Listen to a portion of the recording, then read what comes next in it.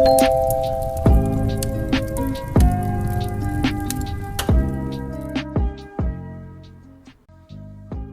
everyone, welcome to Lord of the Coins. Today we're going to be going over just how to predict a lot of these seemingly sporadic moves on Bitcoin.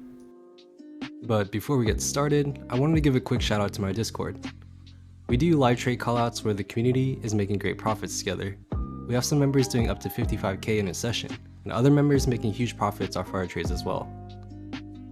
I also stream every morning during New York session, trading either the 1 to 10k challenge, our trade callouts, or just doing some Q&A as well. We also give daily market updates and important information regarding economic conditions. So come join our community of like-minded people and grow as a trader with us. A lot of this dumping that happened today was probably due to the news from FTX and all the FUD that's kind of related around that. I did warn everyone in the Discord not to be liquidity for this dump. There's probably a ton of liquidations that happened here, and I believe no one in our Discord was, a part of this, and we actually made money off of a lot of these moves. And I'm just going to show you kind of what we did in the Discord to catch a lot of these volatile movements for, pretty good profits here. So before a lot of this happened, I'm going to go to the 15-minute. We were around here, and I kind of saw this dumping happen around this area right here. So we're just trying to catch exactly where this was going to fall. A lot of this was actually, I went over this in one of my other Bitcoin videos. I'll put the link in the description down below. But pretty much how we knew it's going to come down to this area was, I believe we went to the hourly.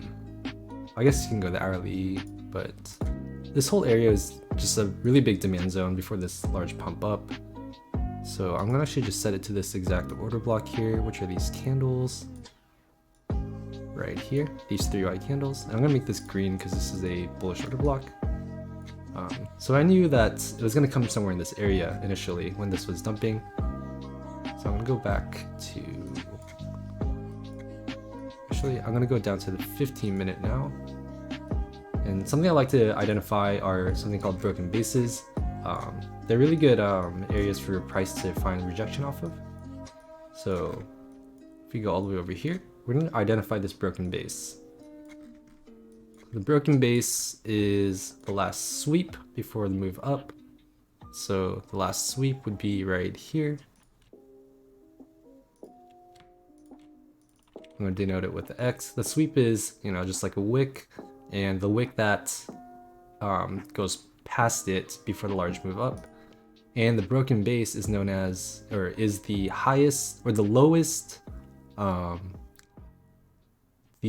high before the move that sweeped, if that made sense. So I'll just mark it. So right here is known as the broken base. So I'm going to just denote it as BB. I'm going to actually draw a array that goes straight across like that. I'm just going to call it BB, and I'm going to actually send this to the right so we can see it. So that's something I like to find. I usually like to trade the broken bases on 15 minutes, although you can trade it on pretty much any time frame. So I'm going to go back to the 1 hour here. I'm going to go back to where we were over here. You can see that we kind of perfectly tapped into this order block 2 times before moving up. Even though this wick passed it, it's probably just a lot of volume. But as long as the candle doesn't close past it, it's technically a valid order block, although I prefer not to have wicks past it. Sorry about my phone. So back on the 15-minute here. These sweeps that I identify are how I identify reversals in the market. So the sweep and change of character right here is how I identify, or actually, that was not it. The change of character is actually up here, and we never actually had a change of character, which is why we didn't see the market actually, continue this move upwards. So we just had the sweep here, but here is where we got the confirmation of a larger move up. So we got the sweep here, and this high right here. That is known as your change of character or your broken base. It's kind of the same thing, but this is how I got the confirmation that we were definitely going up. But I did enter this trade. I should have posted this on the Discord here. I'm gonna bring that up real quick. So this is our Discord. As you can see, we had a lot of confluences in this area. I'll show you how to find all of these, but yeah, this move is called in the Discord, so yeah, make sure to join, because you know we're catching moves like these every day on the Discord, so yeah, make sure not to miss out. But yeah, we also check the VWAP.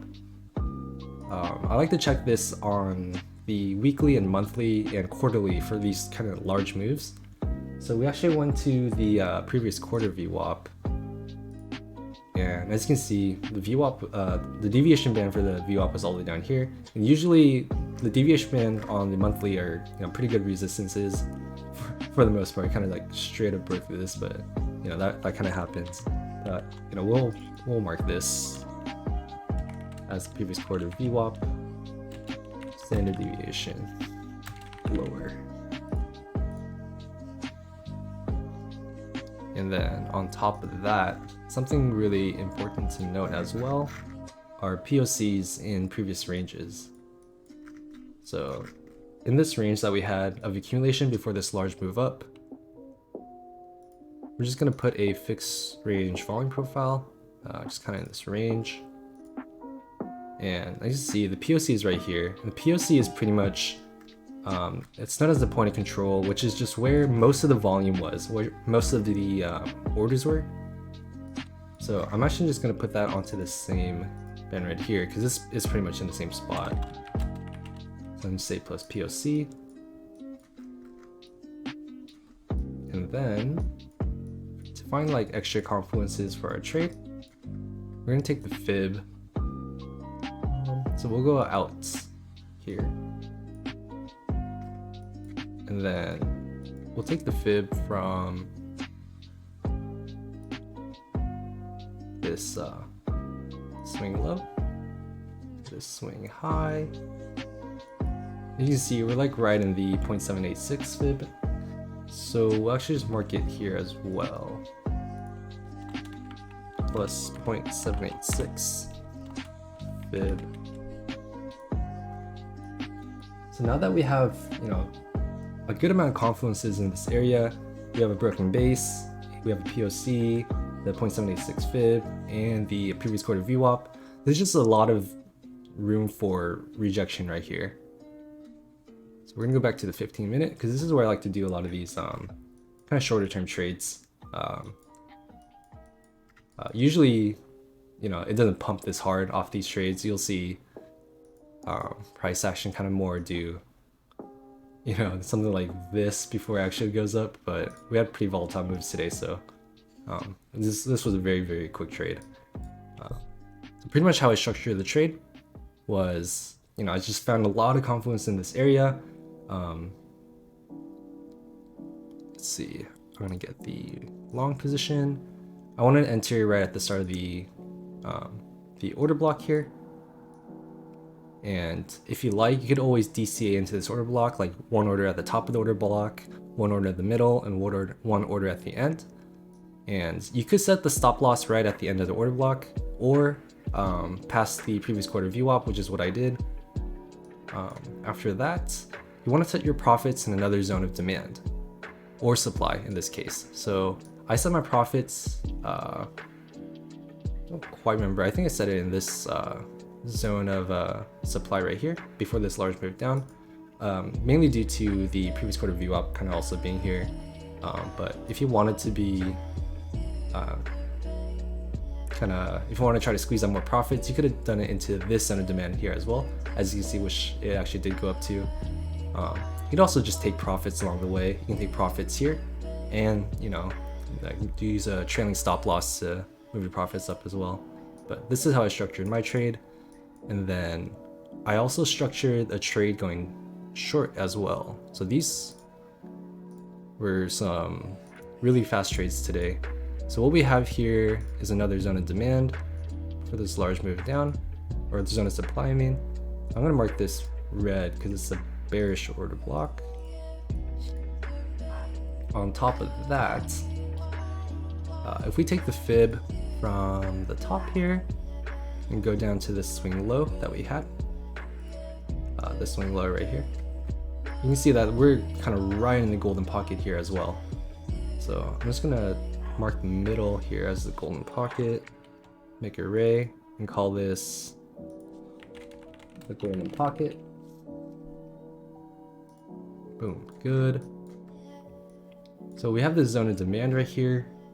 So something we can also look for is your POC again. So we're gonna take the range POC of this range up here. So it's ranging from like here. So this is like pretty much what your range looks like.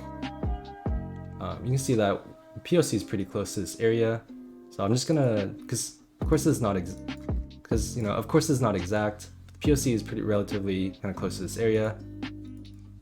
So I'm gonna mark this on the POC as well.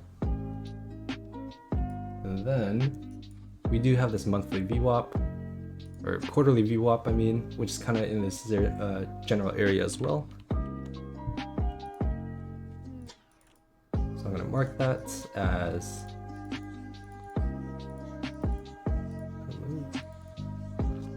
this quarter VWAP, standard deviation upper.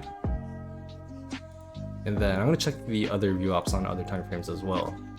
I'm gonna check it on the monthly. Boom, yeah. Honestly, we're right on the monthly VWAP here. So I probably would have marked this area. So I probably would just mark it onto this line here as well. Call this monthly VWAP. And then, yeah, I mean, that's enough confluence here and to honestly take a short trade here as well for me. We even check the weekly VWAP here. Yeah, on the weekly VWAP, yeah, look at, we bounced right off the standard deviation. So plus monthly or weekly VWAP, standard deviation upper, and take a short trade off of something that looks just like this. Place your stop loss right above the order block and the standard deviation. If we go to, I believe the standard or the other VWAPs are actually lower here, so this would be a good kind of area to put your standard, to put your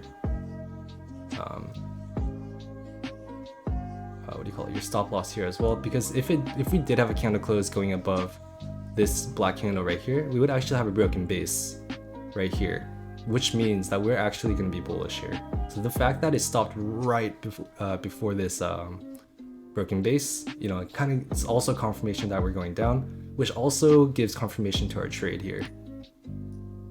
So we structure a trade like that, and ideally we would probably aim for a target within this demand zone, but honestly, since this demand zone was tapped already so much, we could probably put the profit lower. But I believe in Discord, we just took the profits here. Because, you know, price was pretty sporadic, and, you know, this isn't like particularly clean price action to trade, but it's really good scalping price action. So if anyone was able to scalp this, good job. Probably made a lot of profits off this today. But yeah, let me get rid of the VWAP. So yeah, this is just kind of what I wanted to show you guys. These are some of the, you know, factors I use to structure my trades.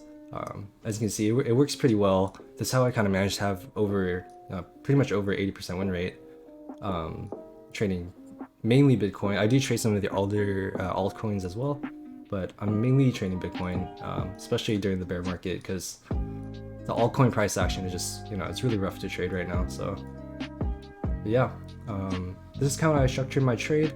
Honestly, I did not look this far down, so I wasn't able to catch any of this, but let's see. We can kind of see where we're going. We'll just kind of do like a live analysis here. We kind of do have a sweep, but we don't have a broken base. Honestly, to have a broken base, we need to clear this high. What I mean by that is, we have our sweep. Remember, our broken base is the lowest high before the move that sweeped it. So actually, this would technically be our broken base. So I'm a little out of it today. So after this candle, that should be right here. If we can clear this, we would actually have a broken base here. So if we did have some sort of price action that looked like this, we'd probably come back down into this demand zone and move back up, which is kind of what I'm looking at. But if we can't clear this 19K level, we're probably looking still pretty bearish here. I'm gonna go onto a higher time frame here and just kind of see what's going on. So yeah, we were able to clear all these equal lows, and if you were a follower of my channel, you know that relatively equal lows are just, you know, targets for price to go to, as this is just where a lot of liquidity is, and this is where market makers make the most amount of money. It's just sweeping liquidity. So yeah, we swept everything here. And I believe in my last video, my last Bitcoin, I think it's called the Q4, will Bitcoin be bullish in Q4? I said no. It's because I saw these equal lows right here. And when you have equal lows like this, like there's so many stop losses right here. That's probably what triggered this down move right here. Wow, yeah. So the next level that I'll be looking at is pretty much these relatively equal lows right here, around 16.2. This would actually be really good. It'd be a sweep of liquidity into a zone of demand right here.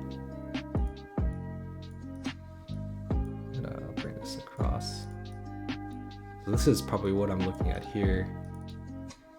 I'm gonna make this green.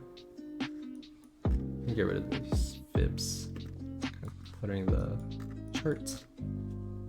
Yeah, I think this area is kind of where I'm looking at, around 15 to 16K. I think 16K Bitcoin, you know, seems pretty good.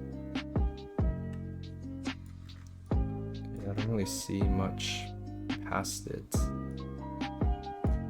Yeah, I think past 16K